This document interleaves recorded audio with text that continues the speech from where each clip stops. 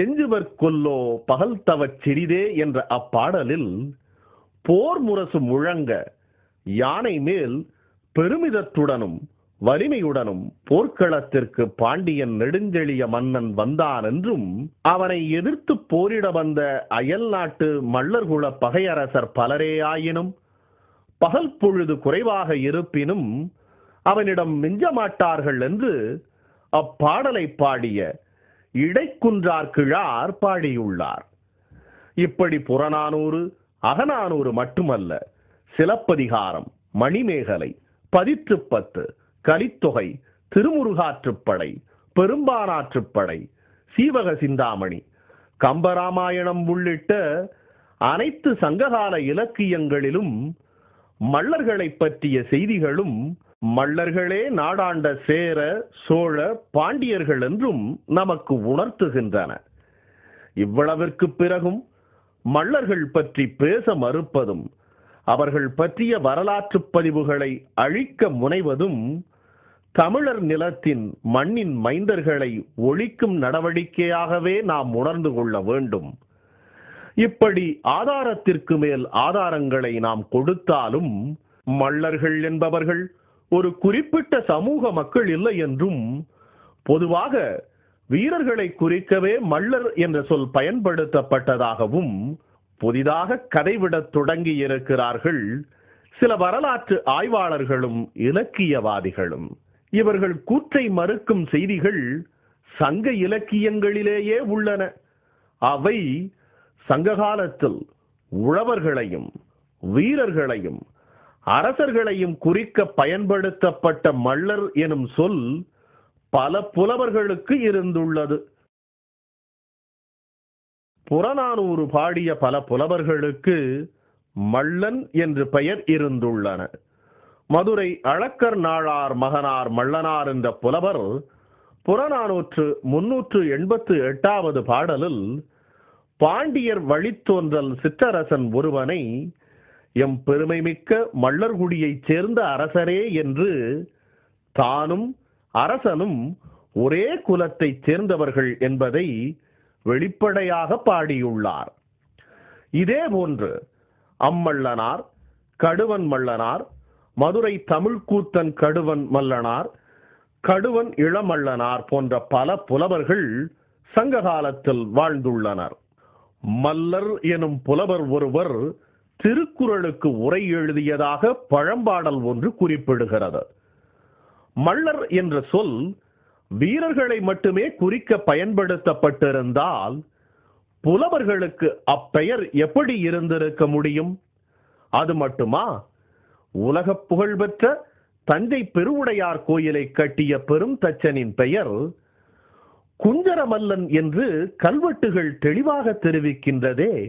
வீரர்களை குறிக்க பயன்படுத்தப்படும் இச்சொல் எப்படி புலவர்களாலும் தச்சர்களாலும் பயன்படுத்தப்பட்டிருக்க முடியும்?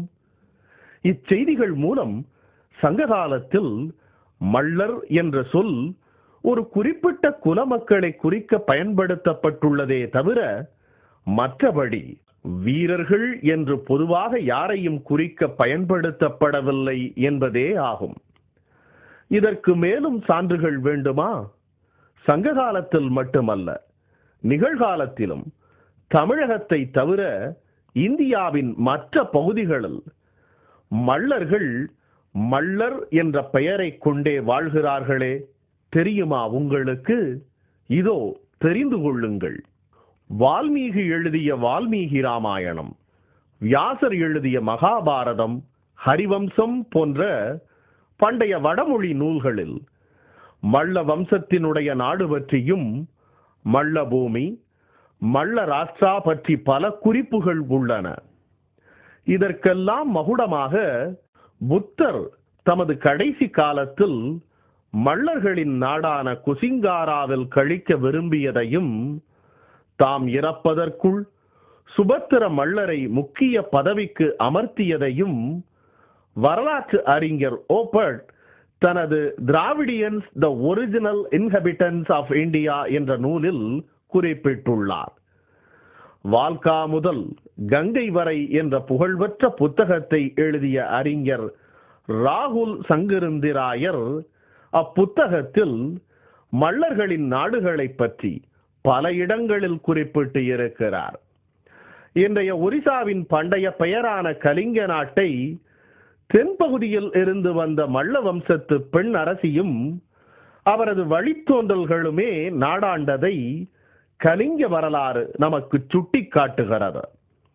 இப்படி புத்தர் காலத்திற்கு முன்பே தமிழகத்தில் மட்டுமல்லாது இந்தியா முழுவதும் மல்லர் நாடாண்ட வரலாற்றை மெய்ப்பிக்கும் விதமாக இன்றும் உத்தரப்பிரதேசத்திலும் ஒரிசாவிலும் வடமேற்கு இந்திய பகுதிகளிலும் மல்லர் என்ற பெயருடனேயே மக்கள் கூட்டம் வாழ்ந்து வருகின்றனரே. இவர்கள் எல்லாம் யார்? தமிழன் கங்கை கொண்டான், கடாரம் வென்றான் என்று மூச்சுக்கு 300 தடவை பேசி வரும் வரலாற்று ஆய்வாளர்களே, அப்படி கங்கையையும் கடாரத்தையும் வென்றவன் மல்லன்தான் என்று இவ்வரலாறுகள் நமக்கு தெளிவாக உணர்த்திய பிறகும் ஏனோ மல்லர் என்ற வார்த்தையையே மறைக்கிறீரே, ஏன்? நேபாள நாட்டை சமீபத்திய காலம் வரை ஆண்ட அரச வம்சம் மல்லர் வம்சம் என்ற தகவல் உங்களுக்கு தெரியுமா? இன்றைய இந்திய தலைநகரான டெல்லிக்கு பழைய பெயரான இந்திரபிரஸ்தம் எப்படி வந்தது தெரியுமா? இந்திரன் எனும் பழந்தமிழ் மன்னன் ஆட்சி செலுத்திய நாடு என்பதாலும் இந்திர வம்ச மக்கள் வாழும் நாடு என்பதாலும் தான் அந்நகரத்திற்கு இந்திரபிரஸ்தம் என்றும், ஏன் இந்திய நாட்டிற்கே பெயர் வந்திருக்க வேண்டும். ஒரு காலத்தில் இந்தியா முழுக்க தமிழர்கள் வாழ்ந்தார்கள் என்று நீங்கள் கூறுவது உண்மை என்றால், இமயம் முதல் குமரி வரை தமிழர்களின் ஆட்சிக்கு உட்பட்டே இருந்தது என்று நீங்கள் எழுதி வருவது உண்மை என்றால், கல்வெட்டுகளும் இலக்கியங்களும் இன்ன பிற ஆதாரங்களும் சுட்டிக்காட்டும் மல்லர்களை புறக்கணித்துவிட்டு தமிழர்கள்தான் இம்மண்ணின் பூர்வீக குடிகள் என்பதை உங்களால் நிரூபிக்க முடியுமா? இவ்வளவிற்கு பிறகும் மல்லர்கள்தான் இன்றைய பல்லர்கள் என்று ஏற்றுக்கொள்வதில் உங்களுக்கு ஏதேனும் சிக்கல் இருந்தால் அதற்கான ஆதாரங்களை தருகிறோம், தெரிந்து கொள்ளுங்கள். மொழி ஞாயிறு தேவநேய பாவாணர் தனது செந்தமிழ்ச் செல்வி என்ற நூலில் பல்லர் என்பது மல்லர், மருத நிலத்தில் வாழும் உழவர் என்கிறார்.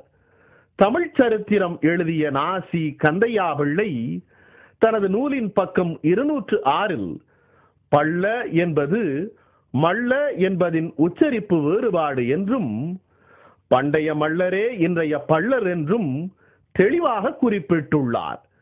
வரலாற்று அறிஞர் அனுமந்தன் பல்லர்களை பற்றி கூறும்போது, சங்க இலக்கியத்தில் வரும் வீரத்திற்கு பெயர் போன மல்லர் பல்லரின் மூதாதையரே ஆவர் என்று அன்டச்சபிலிட்டி எ ஹிஸ்டாரிக்கல் ஸ்டடி எனும் நூலில் குறிப்பிடுகிறார். அதாவது சங்க இலக்கியங்கள் குறிப்பிடும் சேர, சோழ, பாண்டியர்களும் அவர்களின் படை மறவர்களும் இன்றைய பல்லர்களே என்று குறிப்பிடுகிறார்.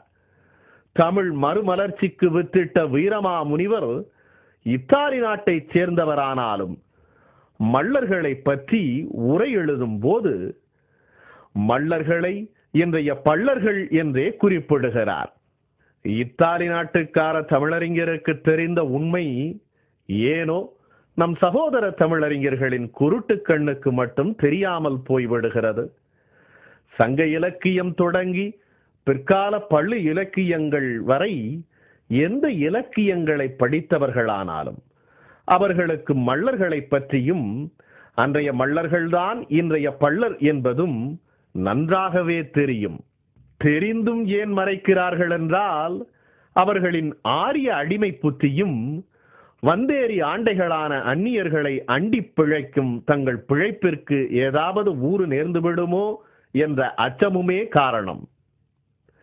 கல் தோன்றி மண்தோன்றா காலத்தே முன்தோன்றிய மூத்த குடி என்று வரலாற்று காலத்திற்கு முன்பே நாகரிகம் படைத்து அரசுகளையும் பேரரசுகளையும் உருவாக்கி உலக நாகரிகத்தின் தொட்டிலாக தமிழ் மண்ணை பண்படுத்திய எம் முன்னோரான மல்லர்களின் வரலாற்றை அழியாமல் பாதுகாக்க துடித்துக் கொண்டிருக்கும் எம்மை பார்த்து தான் அடிமையாக வாழ்வது கூட தெரியாமல் அந்நியருக்கு அடிமை சேவகம் புரிந்து வரும் சில அடிமை முற்போக்குவாதிகள் பழமைவாதிகள் என்றும் இந்துத்துவ வெறியர்கள் என்றும் கூறி வருவது அறியாமையே ஆகும்.